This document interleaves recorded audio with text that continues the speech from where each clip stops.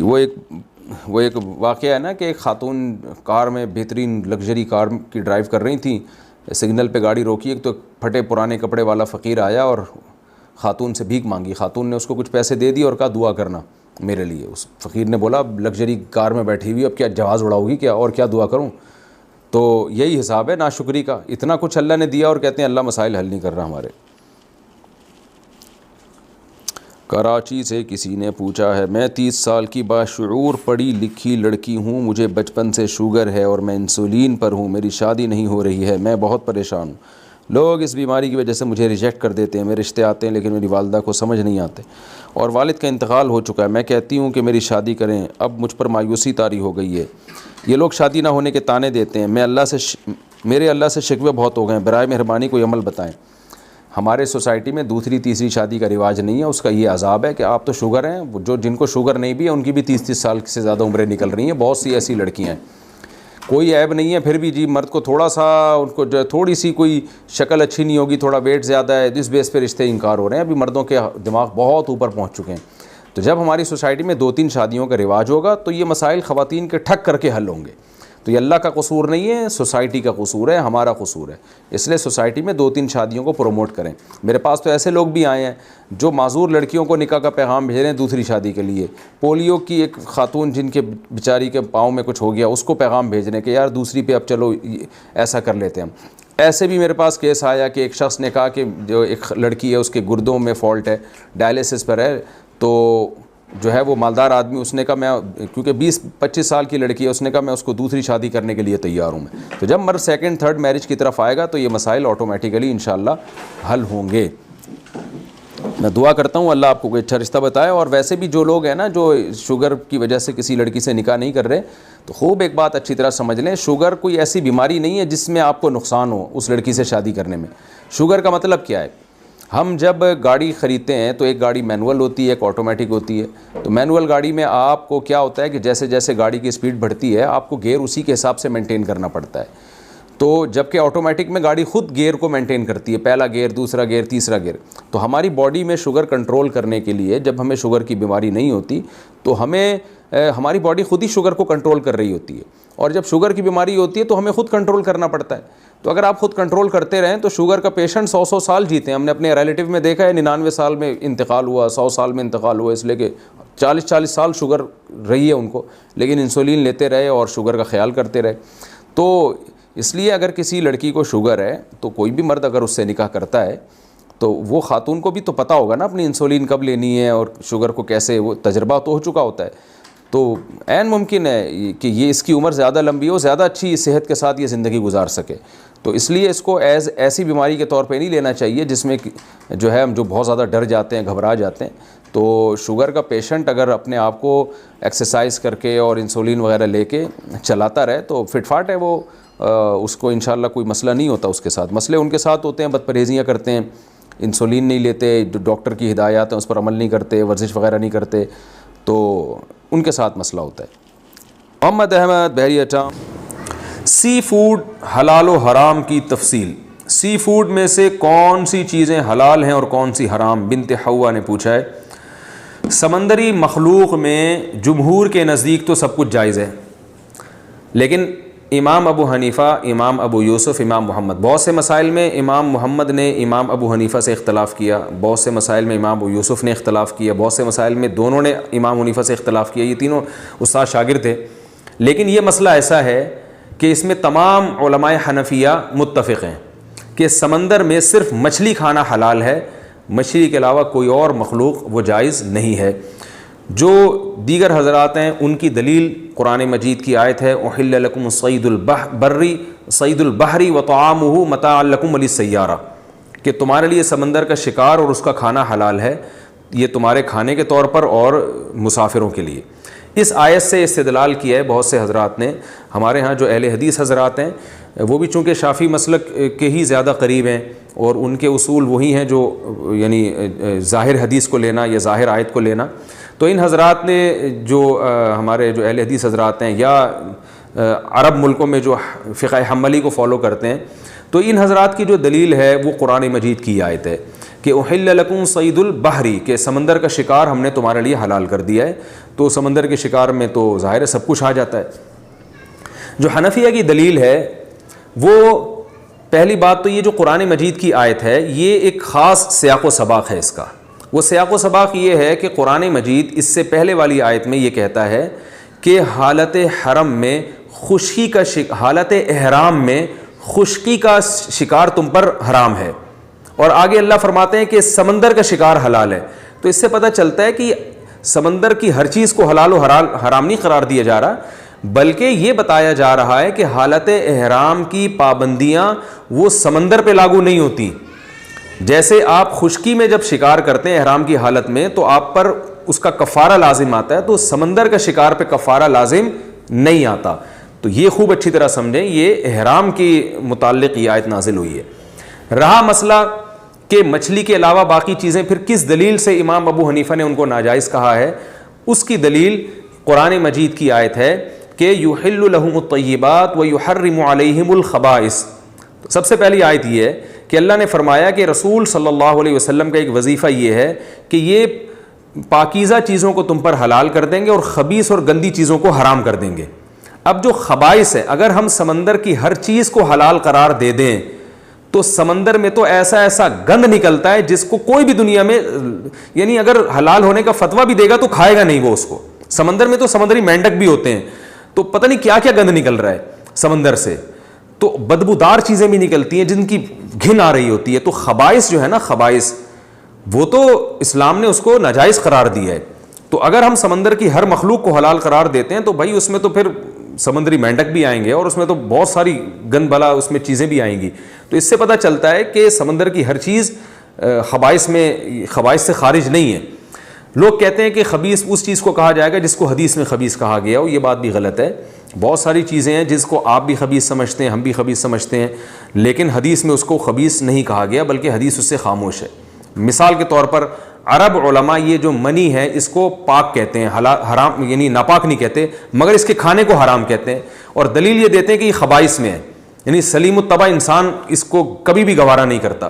تو پتہ یہ چلا کہ عرف سے بھی بہت سی چیزوں کا خبیث ہونا پتہ چلتا ہے. اب مچھلی کو کیوں مستثنیٰ کیا گیا، اس کی دلیل رسول اللہ صلی اللہ علیہ وسلم کی حدیث ہے، احلت لنا میتتان السمک والجراد. آپ صلی اللہ علیہ وسلم نے فرمایا اللہ نے دو مردار ہمارے لیے حلال کیے ہیں، ایک مچھلی اور ایک ٹڈی. اچھا، مردار بھی قرآن کے مطابق حرام ہے، جتنے بھی مردار ہیں اللہ تعالیٰ نے قرآن میں فرمایا کہ جگہ جگہ قرآن میں یہ آیت ہے کہ اللہ تعالیٰ نے تم پر مردار کو حرام کر دیا ہے، یعنی جو مردار ہے وہ آپ نہیں کھا سکتے، جانور ذبح کر کے کھانا پڑے گا. تو سمندر کی جتنی مخلوق ہے وہ تو سب مردار ہے، وہ ذبح تو نہیں کی جاتی.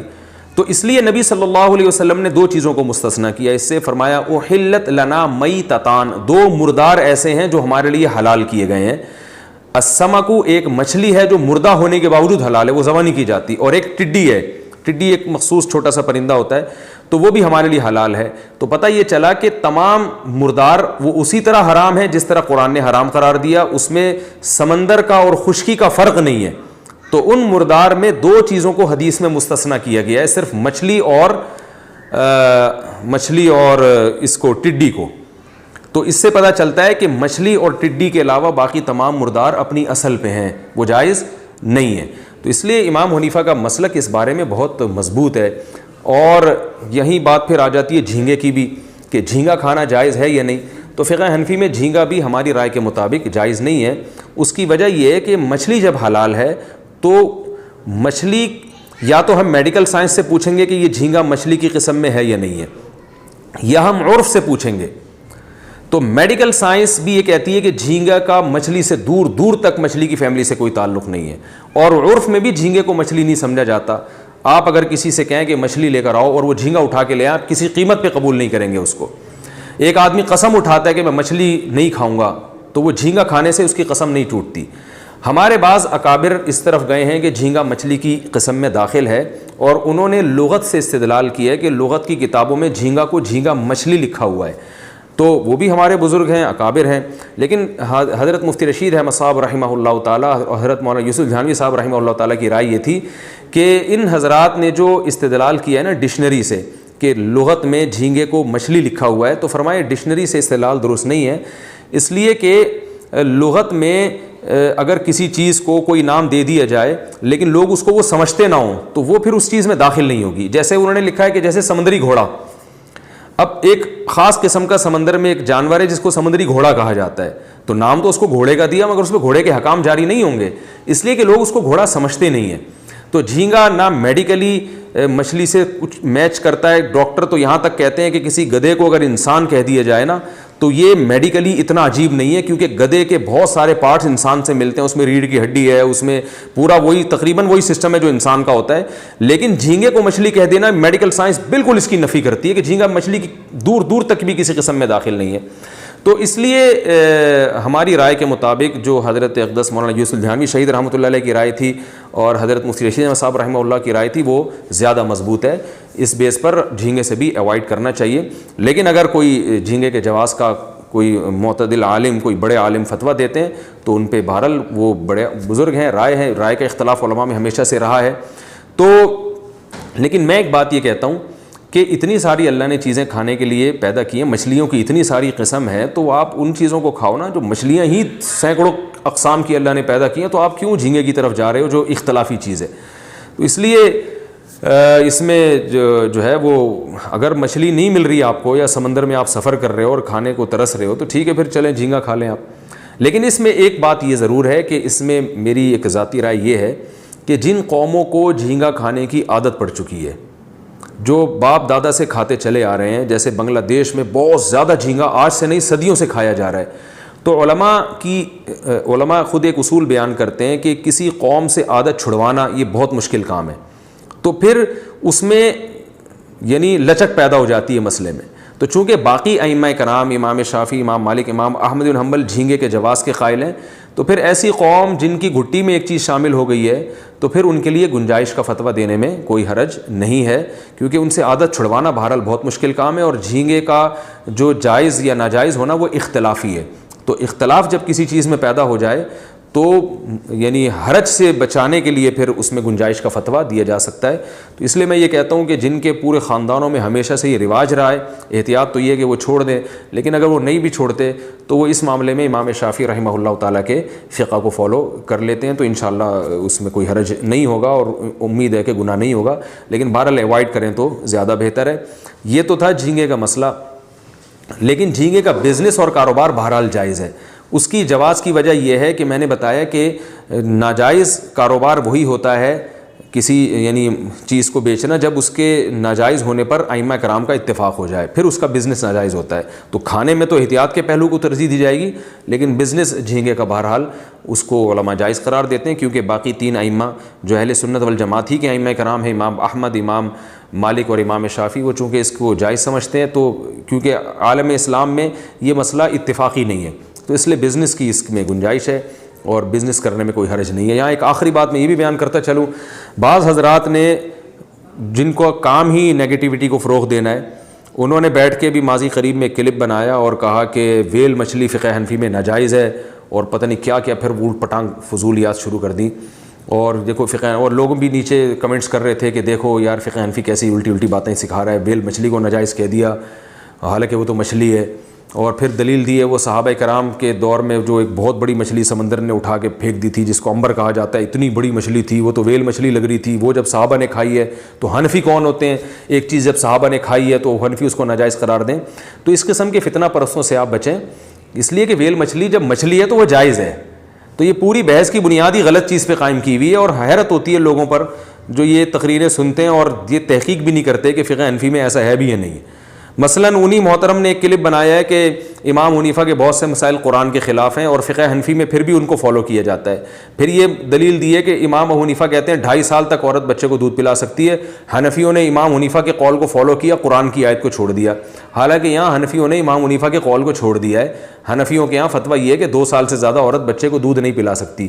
باقی امام حنیفہ نے 2.5 سال کا فتویٰ کیوں دیا، اس کے دلائل کیا ہیں، وہ بھی موقع نہیں ہے. اس کی تفصیل میں جانے کا بات بہت لمبی ہو جائے گی. تو یہ سب فتنہ پرست لوگ ہیں جن کو یہ پتہ ہی نہیں ہے کہ حنفی کر کیا رہے ہیں, حنفیوں کا فتویٰ کیا ہے. ان کو یہ نہیں پتہ ہوتا, خود بخود الزام لگا دیتے ہیں اور تھوپ کے پھر اعتراضات شروع کر دیتے ہیں, اور نیچے کمنٹس پڑھنے والے ان کی اندھی تقلید کر رہے ہوتے ہیں, ان کے الزامات کو بھی درست مان رہے ہوتے ہیں, اور ان کی جو بھپتیاں کس رہے ہوتے ہیں, فقہا کا مذاق اڑا رہے ہوتے ہیں, اس پہ بھی ان کو اپریشیٹ کر رہے ہوتے ہیں. تو یہ پورے فتنے کے پلندے ہیں. تو ویل مچھلی امام حنیفہ کے یہاں بھی جائز ہے کیونکہ مچھلی ہے. اب مچھلی کے چھوٹے بڑے ہونے سے یا وہ دودھ پلانے والی ہے یا نہیں ہے, اس سے کوئی فرق نہیں پڑتا. جب وہ مچھلی مان لیا ہم نے اس کو تو پھر وہ حلال ہو گئی.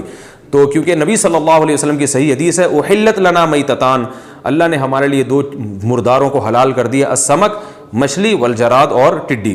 اور ایک آخری دلیل میں یہ بھی دوں گا کہ جو حضرات کہتے ہیں کہ مچھلی کے علاوہ بھی سمندر کی مخلوق کھانا جائز ہے, میرا ان سے ایک سوال ہے کہ کسی ایک صحابی سے یا تابعی سے کوئی ضعیف روایت دکھا دیں کہ جنہوں نے سمندر میں مچھلی کے علاوہ کوئی اور چیز کھائی ہو.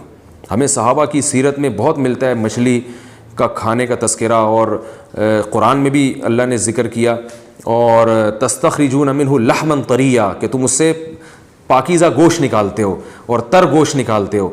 تو علماء نے اس کا مصداق مچھلی ہی کو قرار دیا کیونکہ صحابہ مچھلی ہی کا شکار کیا کرتے تھے, تابعین تبع تابعین. تو ہمیں اسلاف سے کوئی ایک روایت نہیں ملتی جس میں انہوں نے مچھلی کے علاوہ کوئی چیز کھائی ہو. اسلاف سے میری مراد یہاں صحابہ اور تابعین ہیں. تو اگر مچھلی کے علاوہ بھی چیزیں سمندر کی حلال ہوتی تو پھر یہ اتنے سارے جو صحابہ تابعین سے کوئی روایت تو ہمیں ملتی نا, بلکہ وافر مقدار میں ملتی کہ بھئی کیکڑے بھی کھائے جا رہے تھے اور جناب فلاں چیز بھی کھائی جا رہی تھی. تو ہمیں تو کچھ بھی نہیں ملتا اس بارے میں, حالانکہ عرب تو 3 طرف سے سمندر میں ڈھکا ہوا ہے. تو اس لیے میں دوسرے ائمہ کی رائے کا بہت احترام کرتا ہوں. شافعی فقہ وہ بھی قرآن و سنت ہی کی تشریح ہے, اہل سنت والجماعت میں داخل ہیں. تو ان تمام حضرات ائمہ کے احترام کے باوجود صرف بتانا یہ مقصد ہے کہ جس طرح سے امام حنیفہ پر اس مسئلے میں اعتراض کیا جاتا ہے وہ اعتراض کم علمی کی بنیاد پہ کیا جاتا ہے. آپ کے پاس پورے دلائل ہوتے نہیں ہیں تو آپ نے ایک رائے سنی ہوتی ہے اور دوسرے فقہا کا مذاق اڑانا شروع کر دیتے ہیں.